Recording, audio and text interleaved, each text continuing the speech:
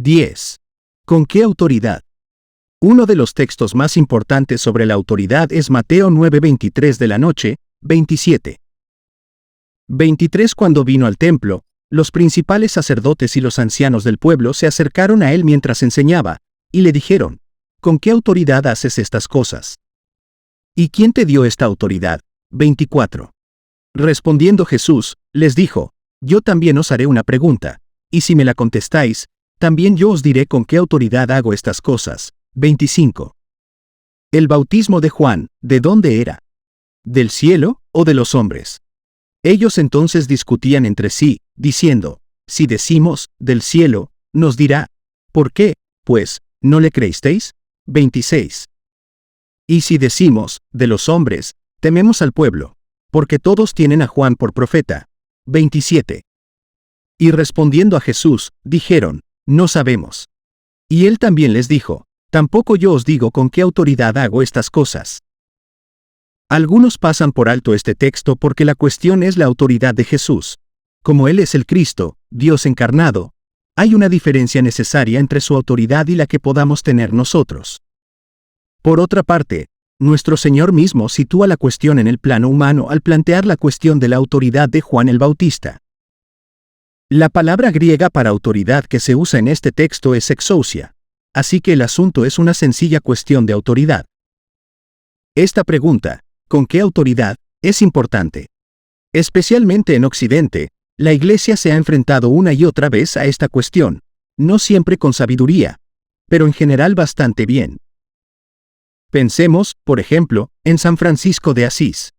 Antes de su muerte en 1226, las misiones franciscanas habían llegado a Inglaterra, Francia, Alemania, España, Marruecos, Turquía y Palestina. Menos de 20 años después de su muerte, 2 franciscanos llegaron a la corte de Mogul. El celo misionero, la dedicación y la capacidad de Francisco fueron notables. Por otra parte, en San Francisco y sus seguidores había muchas corrientes subterráneas semiheréticas, y los franciscanos estrictos, llamados franciscanos espirituales, fueron suprimidos más tarde. Estos franciscanos espirituales eran firmes partidarios del pensamiento de la tercera edad de Joaquín de Fiore, 1145-1202. Además, Francisco era militantemente hostil a la propiedad. Como señaló Armstrong, cuando descubrió que se había construido una casa en la que celebrar una reunión capitular, le indignó tanto que los frailes se vieran implicados en la posesión de una propiedad que se encaramó al tejado y comenzó a arrancar las tejas, deteniéndose solo cuando se le indicó que la casa no pertenecía a los frailes. 29. La cultura grecorromana se remontaba a una edad de oro en la que los hombres compartían todas las cosas. Este comunismo primitivo lo introdujeron los conversos en la Iglesia y lo añadieron a la fe. San Ambrosio, c. 340-397, aún no estaba bautizado cuando fue elegido obispo. Era un catecúmeno que estudiaba la fe. Debido a su importancia, tanto la Iglesia como el Estado favorecieron su elección como obispo de Milán. Como obispo, predicó a menudo sobre el ideal del comunismo. Las órdenes monásticas recogieron pronto la misma tradición clásica. Esta creencia causó muchos problemas a la Iglesia en la Edad Media, ya que distintos representantes de las órdenes atacaron a la Iglesia por sus riquezas y propiedades y se aferraron a ideas románticas de una Iglesia totalmente mendicante. Finalmente, los papas tuvieron que condenar este concepto de comunismo primitivo y negar la validez de esta respuesta a los males del mundo y de la Iglesia. Mucho antes, Francisco había obtenido la aprobación del Vaticano, pero Pedro Waldo de León no, aunque ambos tenían doctrinas similares. El temor a lo que ambos representaban puede haber sido responsable de la actitud cautelosa del Vaticano. En 1179, el Papa Alejandro III dio una confirmación limitada a los pobres de León, y en 1210, Inocencio III hizo lo mismo con los franciscanos. Inocencio III también aprobó las reglas de los pobres católicos, una rama de los valdenses. Es fácil para nosotros ser sabios a distancia, porque podemos ver el comienzo y el desarrollo de los movimientos. No existen movimientos perfectos en la historia que sean obra del Dios Trino. Sin embargo, aunque formemos parte del movimiento de Dios, seguimos siendo hombres falibles y pecadores. Se nos dice que, no juzguemos nada antes de tiempo, y Cor. 4:5. El juicio prematuro puede evitar muchos problemas, pero también conduce a la esterilidad, porque no se aventura ni se emprende nada.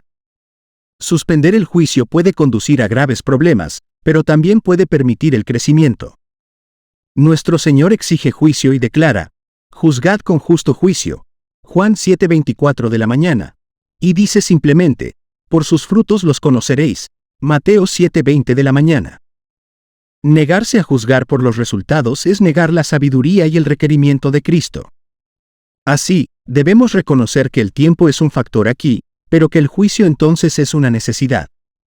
Esto presupone que el esfuerzo es piadoso.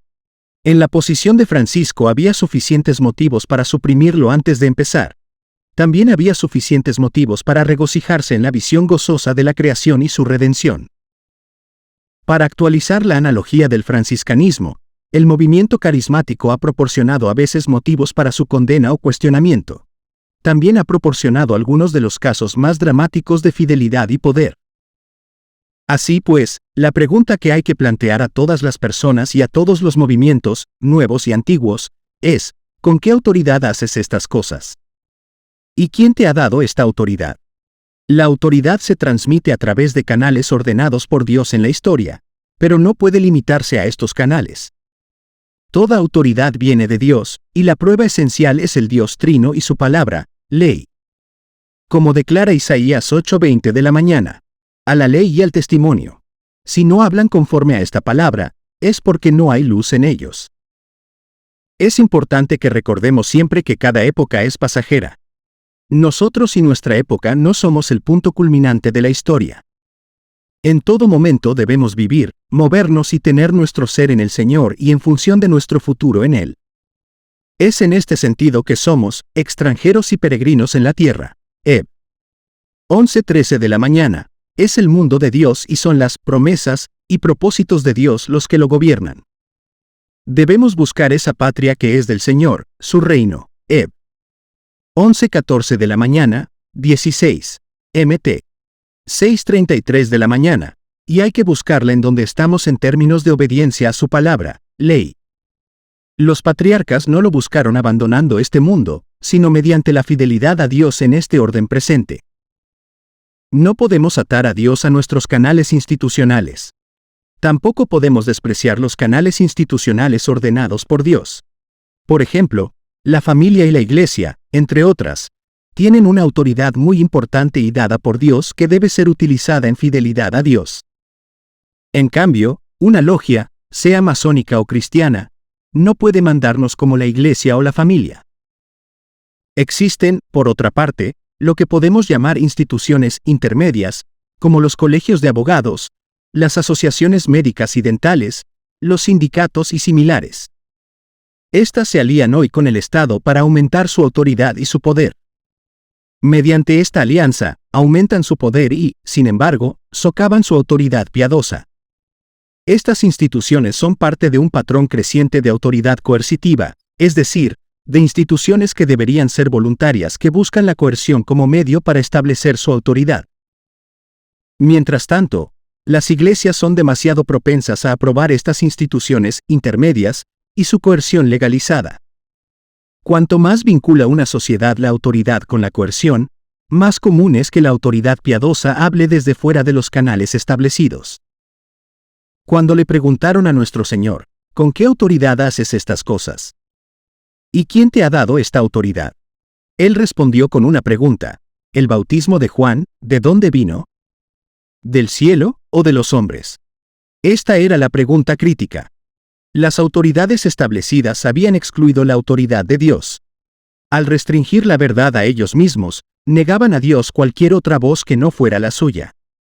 Tanto Juan como Jesús carecían de formación y acreditación institucional. En este sentido, a ambos se les negó la validación.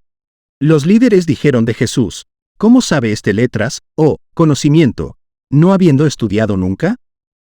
Juan 7:15 de la mañana. El aprendizaje se equiparaba a la validación institucional. La validación institucional está bien y es buena, pero no puede ser una excusa para una tienda cerrada, como si Dios no pudiera hablar excepto donde existe una validación institucional.